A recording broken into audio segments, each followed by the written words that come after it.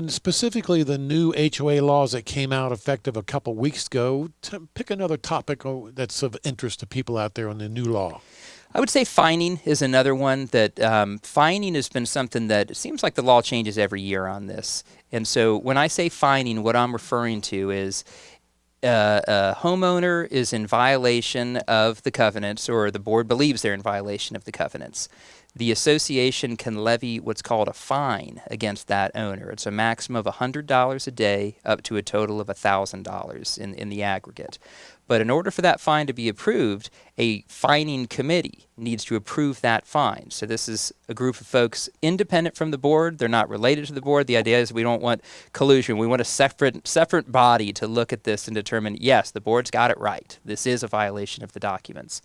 The change that happened this year in the statute is that you used to have to send out that 14-day notice that the fining committee was going to meet.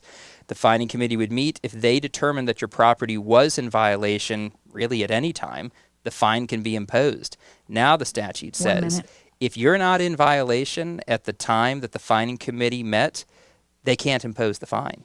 So this has come up with the interesting wrinkle that we talk about sometimes at the office, that if someone's trying to fine you for a one-time situation, you had some rager of a party at the association's pool, and now they want to fine you for it.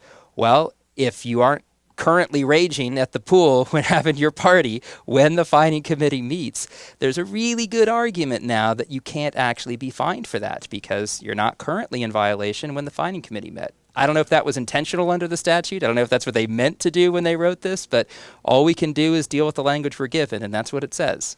All right, folks, my guest today is attorney Patrick Burton. He's a lawyer with DeMasi Burton Law Firm. They represent HOAs throughout Central Florida.